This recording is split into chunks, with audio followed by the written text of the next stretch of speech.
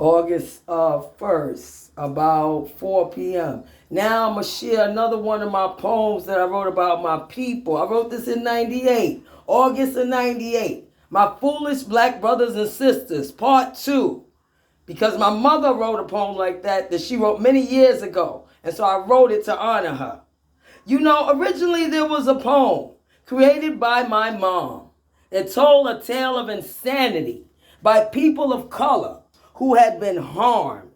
We'd lost a hero and a leader. Martin Luther King was his name. But instead of reaching for new heights, we created more confusion and pain. Looted our own stores. That's stupid. Fought with the police. We made a mockery of his life and his message of peace. He died in 68, the year before I was born.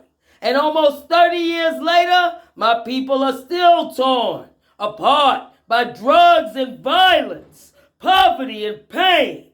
But what I wish to address is a matter of enduring shame. My foolish black brothers and sisters, oh, how we hurt one another. There is no love among families, sister for sister or brother for brother. Even more devastating is how we approach relationships. In this day and age, the correct word should be relationships. How my heart aches to see a sister humiliate herself for financial gain. I've been there myself, and I know smiles don't pay for anything. But by being self-sufficient, we can save ourselves from that shame. Now, don't get me wrong, sisters. I know it's damn near impossible to do it totally alone.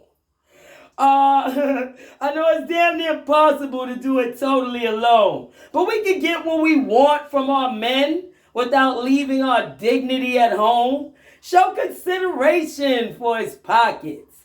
Learn the difference between needs and wants. When at all possible, be straightforward. Let's try other alternatives before we front. And above all, be selective in the type of man you choose. You'll be far less likely to end up crying the blues. Brothers, oh my brothers, you too carry your share of shame. The way you rob your women of their dignity and create resentments and pain. How dare you disrespect us as we walk up and down the street, struggling to provide for your children clothes to wear and the food they must eat.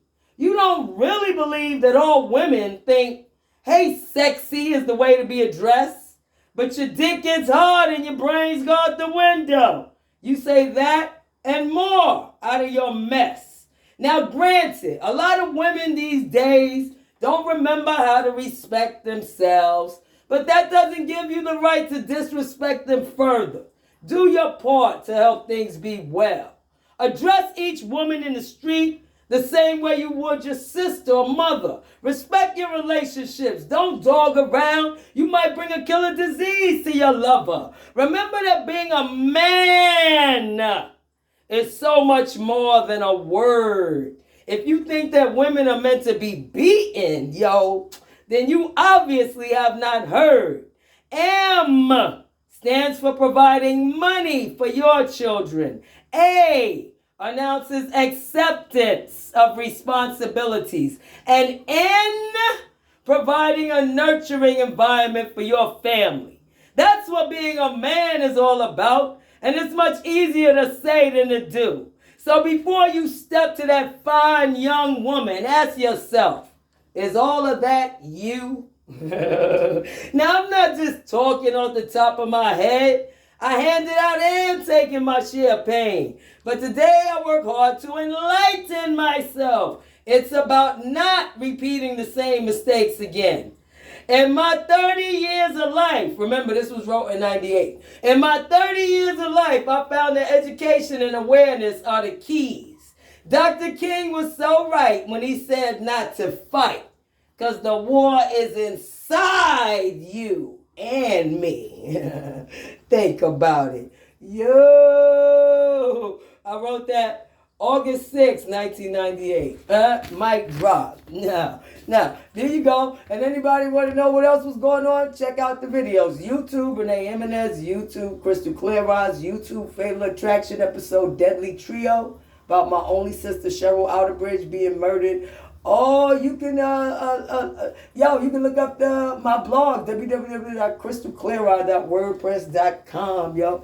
It's whatever. It's whatever clever. 250 videos. Motherfuckers want to talk about me for years, but they don't want to look at the truth on the video. Let's go to the videotapes. I know why, because y'all some gossipy crab in a barrel, motherfucking hating ass fucking bastards. And nah, I ain't gonna let y'all motherfuckers catch me slipping on. I want you to know I'm watching all of y'all waiting to see who gonna start some gossipy bullshit about me today. As I'll be happy to put you on YouTube tonight, sir, miss, ma'am. Have a sweet night, ladies. Yeah, I'm talking to you, Chuckles. Have a sweet night, ladies.